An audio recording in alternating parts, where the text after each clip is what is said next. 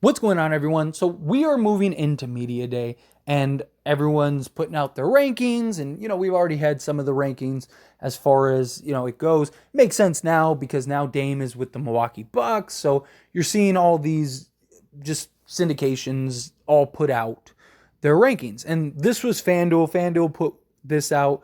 That was kind of trending in a lot of places, and the Lakers are number 4, and that kind of seems to be the consensus that the Lakers are 4th as far as power rankings go going into this season. You have the Bucks, who is now the favorite after the Damian Lillard thing, the Denver Nuggets, and the Phoenix Suns. I think as far as it goes, I do think that this is fair, right? Because, again, the Nuggets, they just won the NBA championship. They should be up there as far as, winning another one. Although no one has gone back-to-back since the Warriors with Kevin Durant. So something to keep in mind. And, how does the hangover go as far as, teams winning championships and then that following season? The Bucks, I understand that, right? They very likely would have been the best team again this year. And yeah, Damian Lillard, that makes them that much better, that much more likely. But we'll see. How are they defensively? Because Drew Holiday was one of their best defensive guys. There's a lot of question marks, and I really want to kind of break this down and go through all of the teams. But I do want to start off by saying, I do think that this is fair. Now, obviously, as a Laker fan, I believe that they're going to win the NBA championship this year. Genuinely. I really think they have a real shot. Look at this roster. You look at the talent. You look at the depth. You look at everything. They're the deepest team in the league. I think they're going to be number 1 defense. I think they'll be top 5 offense at the worst. Top 4, maybe. I think the Lakers are the real deal this year. And there's not a single team, even all 3 of these teams, the Suns, the Nuggets, and the Bucks, objectively speaking, I don't think you can say any of these teams are just clear-cut better than the Lakers. I just don't. But I feel the same way about everything. I don't necessarily think the Lakers are just far and away better than the Suns, the Nuggets, and the Bucks, right? I think that these 4 teams are the consensus of the 4 best teams this season. I do think that they're going to be in that level of ranking, right? Boston Celtics are in that conversation, of course. Again, Boston, I believe, was 5th on this list, right? And the list goes on and on, right? But you look at a team like the Bucks. When you look at the idea of Damian Lillard, it makes a world of sense. The Bucks have that consistent second guy that can go drop 30 on any given night and also give Milwaukee a legit closer, because you had Drew Holiday and Chris Middleton basically being the closers. Chris Middleton, I've always said, is a better third option than a second option. Now he is officially the third option, so I think, one, that takes a ton of pressure off of him, and I think he'll thrive a bit more. Giannis, I think that this is going to take a ton of pressure off of him and the need to score and just dominate the basketball. I think he's also going to need to focus more defensively. But there are a lot of questions with this, right? Drew Holiday was their best on-ball defensive guy. He was the guy that was their point of attack defender. He was the guy that usually guarded the best player on the other team. Now what? You're going to put Chris Middleton on that guy? Or are you going to have Giannis do it? Right? That's tough. Damian Lillard, he's not known for his defense, right? Now, having Giannis and having Brook Lopez as your front court, which was the best defensive front court in the league last year, I think that they're going to be up there this year. Damian Lillard, all he has to do is just kind of funnel the offense of player into those guys and then just kind of close out on the threes. So, simplistically, Damian Lillard should be able to at least manage on the defensive side, right? He's not going to be this great elite defensive player, but he should be able to be serviceable. But there is that question. And then the other thing is, too, is how does Dame adjust to being the second option? Or does Giannis do that? But Giannis has talked and made it clear, numerous times, that he wants to be perceived and strive to be the greatest player ever, that he wants the individual accolades, he wants to win NBA championship, he wants all of that. He wants to be the guy, right? And he's actually won an NBA championship without Damian Lillard, right? And Milwaukee is his team. Is this something where Giannis is like, okay, well, he's the better natural scorer, so let's let him take more of the shots? Or is he kind of like, no, I'm the guy. I'm going to take the large majority. I'm going to be the guy that's on the ball a bunch. Like, how does it work? It's going to take some time for them to figure it out, right? And it was ESPN released this stat of like the last few champions, right? Like Milwaukee when they won, the Lakers when they won. Like the team that played like the fewest minutes together, that was the last team to win the NBA championship, was the Lakers. Like you look at like the last 5 years, all of the players that have played it, like Denver played something like 485 games together. Right? Like they're stars, like they're two guys, right? And you know, the Warriors and like all of these teams, like even Milwaukee with him and Chris Middleton, right? Drew was kind of the addition. But you look at Dame and Giannis, like there may be a little bit of a struggle, right? Like, is Dame going to be okay with being the second guy? Is he going to be able to kind of defer to Giannis when his whole career he hasn't had to do that? You know, there's going to be a little push and pull. I do think it'll work. I'm not saying that it won't, but it's not as like people are like, give Milwaukee the championship. I don't know. Also, Dame's been injury prone lately, and Giannis has dealt with some issues. So now, granted, that's most teams, right? And like I always say, you can't really factor injuries into stuff because one, nothing would ever get done, right? Like, because you don't know what's going to happen. But again, a lot of question marks.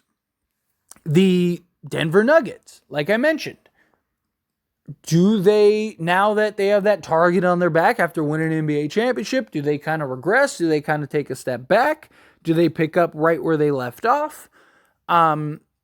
Losing Bruce Brown and Jeff Green, I know some Denver fans don't really agree, and they think that I'm foolish when I say that I think that's going to hurt them a bit. I don't think that that's far-fetched whatsoever. I mean, Bruce Brown was huge for them, especially in that Lakers series.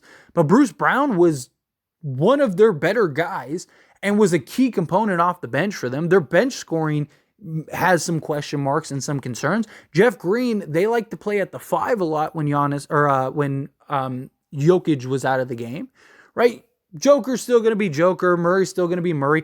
Also, Murray had literally the best series of his entire career against the Lakers, right? So, like, is he able to replicate that? Does injuries catch up? We've seen teams do that because they just came off of a grueling stretch, right? If I had to unbiasedly, right? Because, like I said, Lakers in 6 is happening. But if I like had to, gun to my head, like who do I think wins? Like Denver's probably the best option for that. Just because again, they've played together.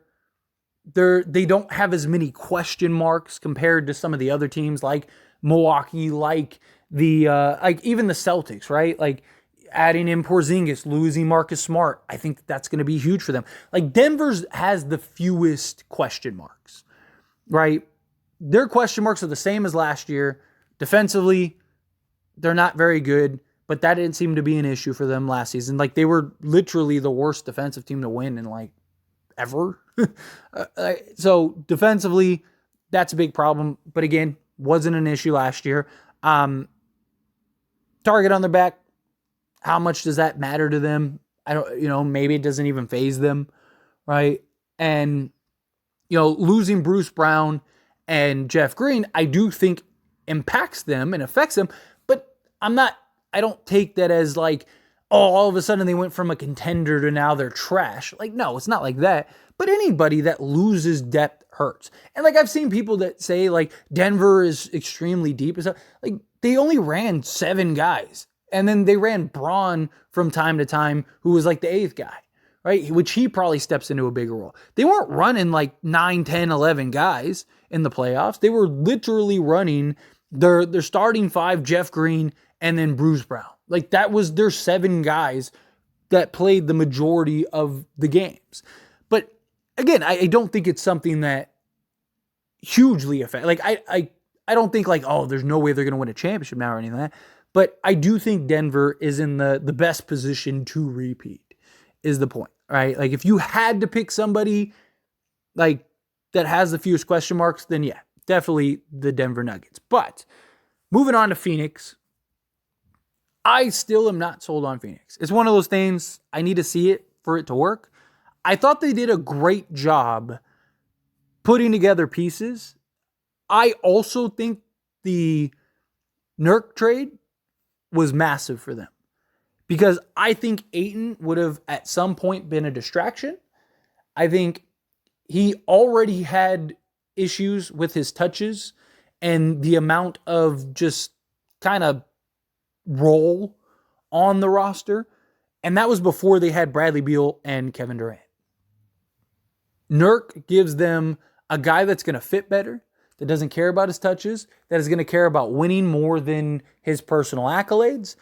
He's a much better playmaker, which Phoenix desperately needs. I mean, they could literally run their entire offense and use Nurk as like a poor man's Jokic, right? And just kind of run everything out of the post. And you have Devin Booker, Kevin Durant, and Bradley Beal. Stop. Like, again, I've said this countlessly. On paper, if we're going solely on paper, give Phoenix the NBA championship right now. But I still think they're going to be terrible defensively. I have a lot of questions with how does Bradley Beal, Devin Booker, and Kevin Durant work, right? Because Bradley Beal's supposed to be the point guard based on news.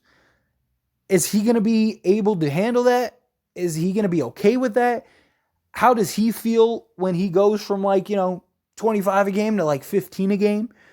Is who's going to be the clear-cut number one option? Is it going to be Kevin Durant? Is it going to be Devin Booker? My guess is Devin Booker's number 1, Kevin Durant's number 2, and Bradley Beal's number 3. But, is there this conflict? Is it a struggle? Is it a little awkward? I definitely think it's going to take them time to kind of figure it out. I don't think they're going to go off to the races. I mean, even look at, Miami's big 3 when they got together. Right? It took them a little while to figure things out. I think it'll be the same thing with Phoenix. I still have a lot of question marks about Phoenix. I do think that they did a really good job kind of piecing together this roster. Much better than I thought they would have. You look at Dallas. I think Dallas did a terrible job. That's just my opinion. I'm not sold on Dallas. I think Dallas is at best a play-in team again this year.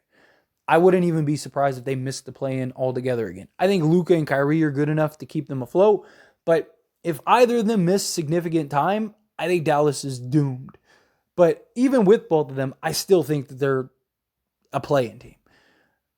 But Phoenix, I thought that they actually were able to really add some depth, talent, but there's no real major blue chip guys. Right? People talk about the Lakers and their depth and stuff. The Lakers got some real blue chip level guys. Christian Wood is better than anybody that Phoenix picked up this past offseason. Obviously, I'm not talking about Bradley Beal. I'm talking about the role guys that they got and acquired. Right? Cam Reddish, he has potential to be ridiculous. His is just the role. Gabe Vincent was literally the starting point guard for the Miami Heat, who were in the finals. Right? There's levels to the type of rotation guys and role guys. Now, granted, how do they fit role-wise, right?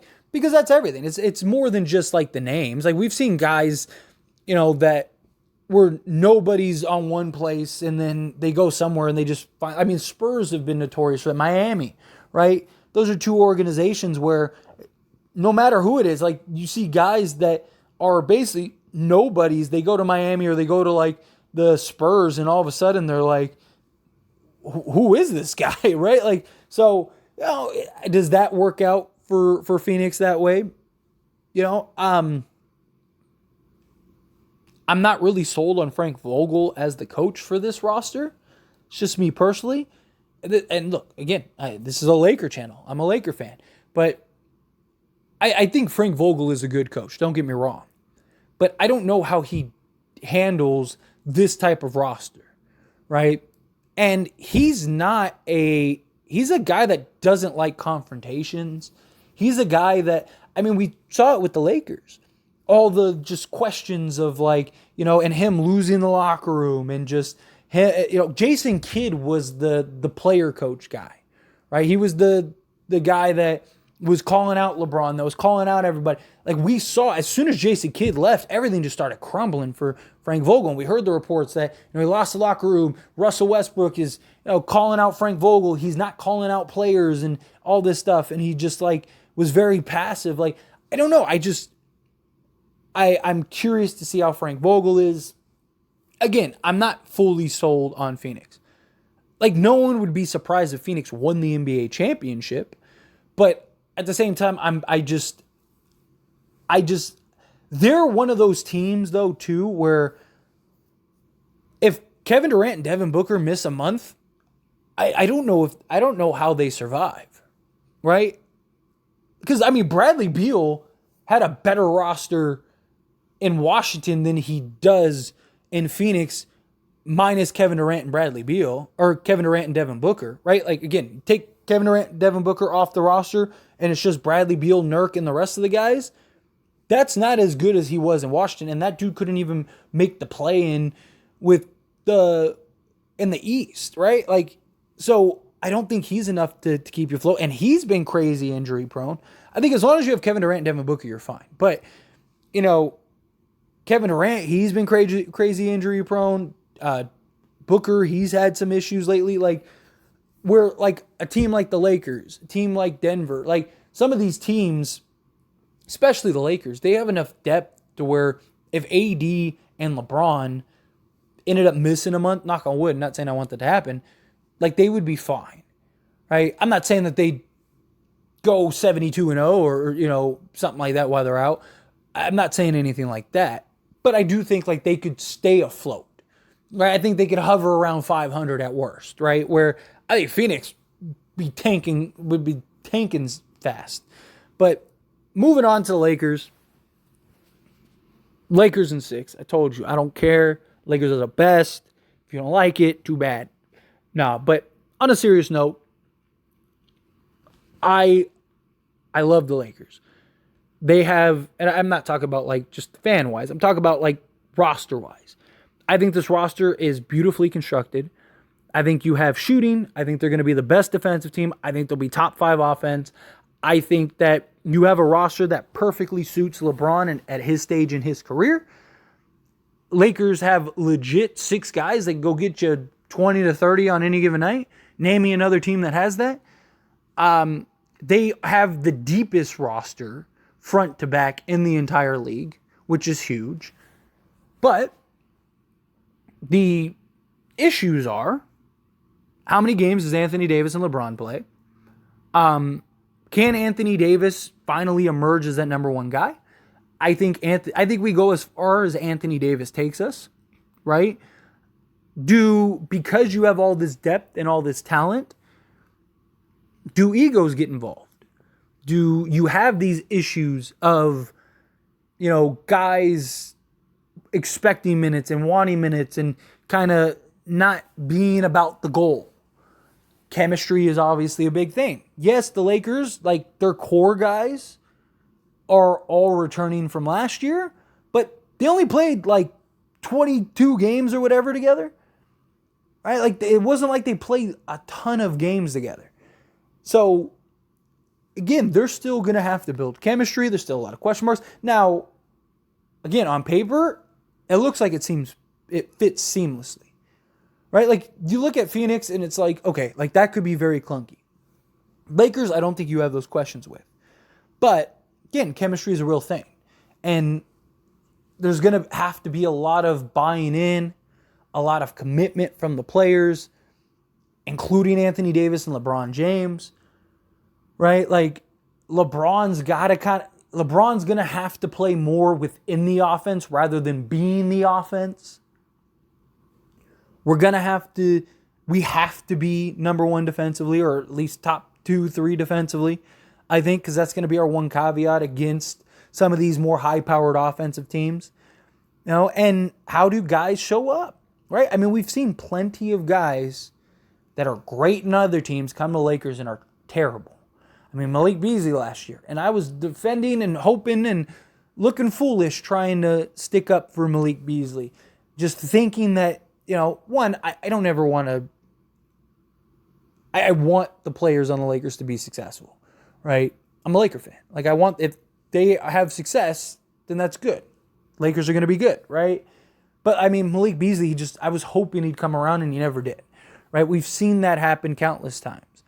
So do some of these guys that we're expecting to be real key components this season, do they start folding? Do they start, becoming unplayable and stuff? I don't know.